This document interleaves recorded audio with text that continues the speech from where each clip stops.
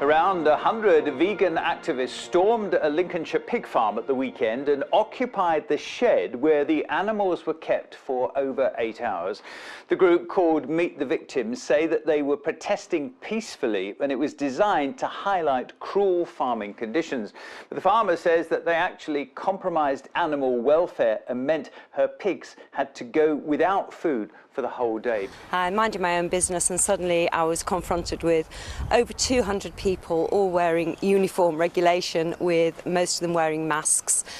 Completely bombarded this place. I was really frightened. I was scared and I was incredibly intimidated. Well, first of all, the sows were very stressed initially with all the noise and commotion, jumping up and down, squashing piglets, causing general havoc. They were picking piglets up, cuddling them. There's a lot of screaming going on. The piglets do not actually want to be cuddled. They're then, unfortunately, putting the piglets back in the wrong pens. Our next major issue, because it was such a long point of time, was we were not able to fulfil our caring and farming duties to the animals. We could not get in to feed. Our barrow is the width of the passage. We could not feed with those people in there. So these animals went without food as a result of this protest? Yes, they did. I have seen some video footage that appears to show dead piglets. What would you say to that? Yes, I would agree. There was a dead piglet in there. They claim that that piglet had been there for at least 24 hours. I can categorically state that is not the case. That piglet was fine when I was in there. It looks as though a big sow has stood on it.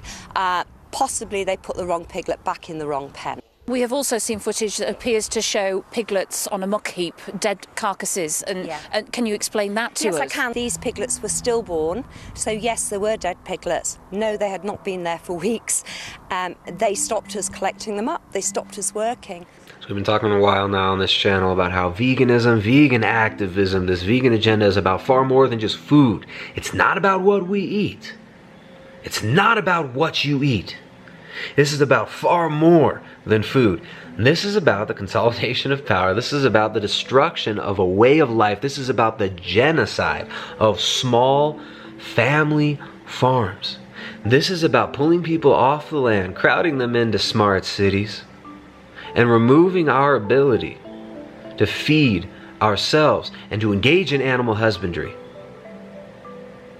The people who are behind this are far more intelligent than idiots like Earthling Ed and violent criminal Joey Carbstrong, who led a group of over 100 activists into a small family pig farmer's private property, terrorizing the owner and terrorizing the animals, causing the trampling deaths of several baby pigs that were being housed in the farrowing crates, which sows will be kept in for about the first month of the life of the piglets as they're being weaned.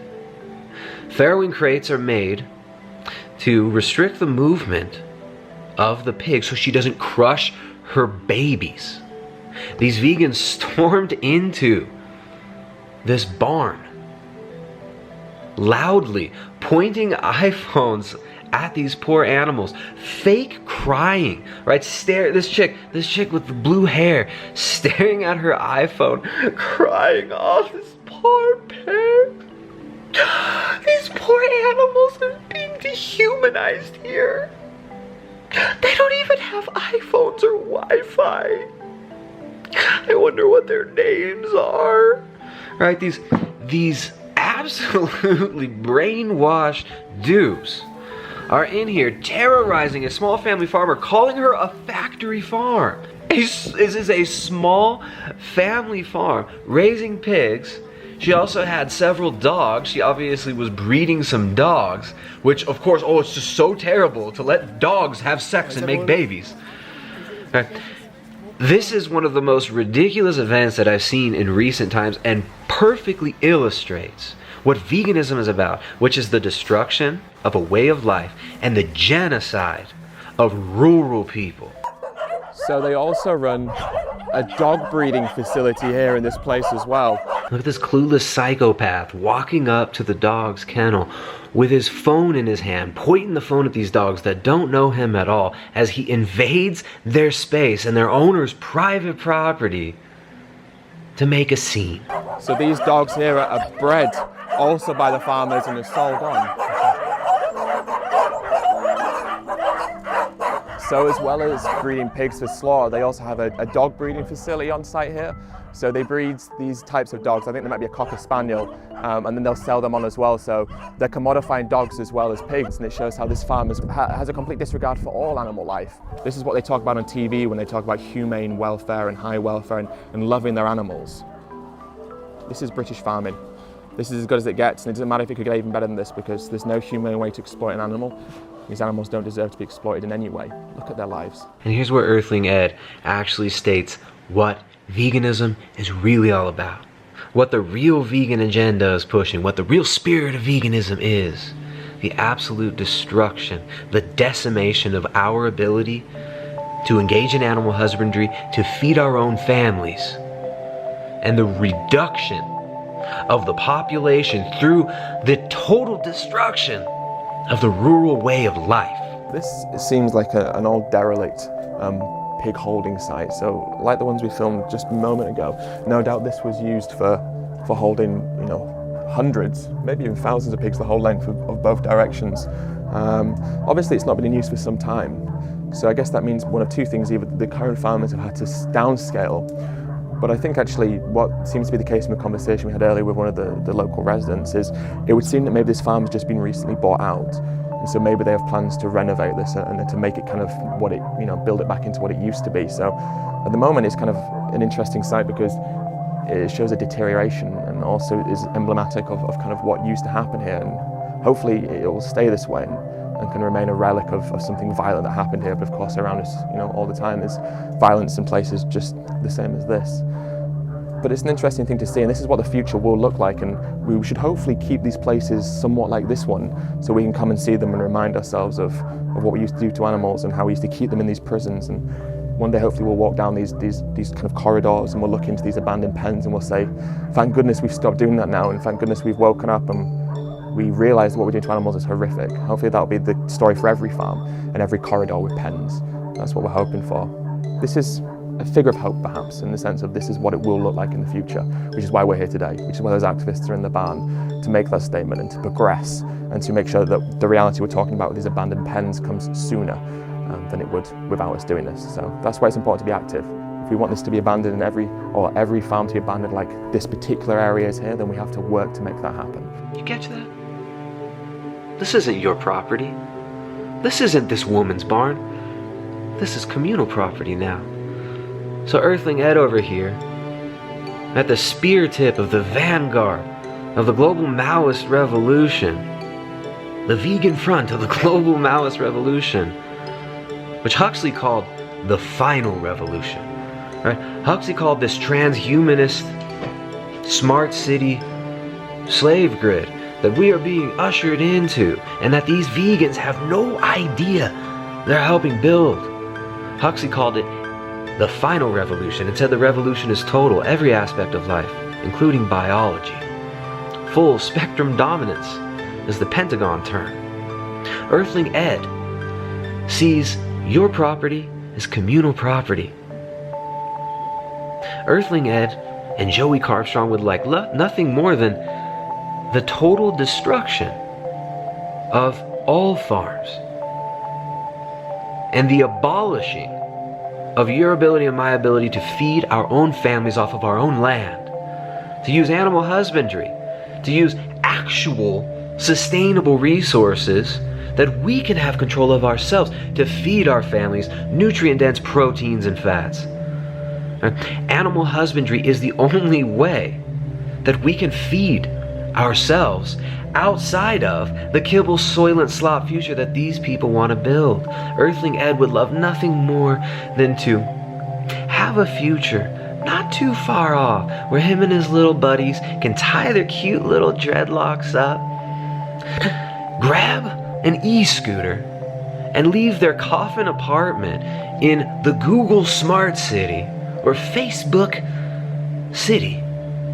Take an e-scooter and cruise on over to the old barns and reminisce about how these idiots used to live in the past. Don't blame vegans for being pushy. Don't blame vegans for trying to stand up for innocent animals. You are the one responsible. Take responsibility for your actions and understand that you're causing this harm and change it. Change it and buy all of your vegan alternatives. You don't have to sacrifice anything. But do not believe what this farmer lady has said. We have come in here with absolutely no issues with the workers who've come in here strictly for the animals. We've come in here strictly for the animals. We haven't wanted any single one of them to die. We want them all out. There isn't a single reason that you could give me which would rightfully justify you to be putting them in these positions. It's just not on. This has to stop, and it's got to stop now. And these actions will keep on happening. If you think this is an inconvenience, it will keep on happening. We are not going to shut up. We're never going to go away. Vegans are always going to be pushy with their message, because if it was anybody else, we'd be here for you too. This is wrong. This injustice is sick, and it's got to stop now. Tell all of your family and friends, don't be scared to speak out. This is wrong, and everybody needs to change their ways. Everybody needs to accept responsibility. We are killing our own health, our children, our family, our friends, to kill them, to kill our environment. Let's stop being stupid and bring back our humanity. An emotion and drive to carry on and fight for the animals. People have come from different countries and all around this country to come today and stand in solidarity, stand united and in unison for the animals, and show the world, and show the country the plight, the suffering and the unnecessary killing that happens to these innocent animals. So I just want you to all give yourselves a round of applause. Thank you so much. What do we want? What do we want it? What do we want it? What do we want?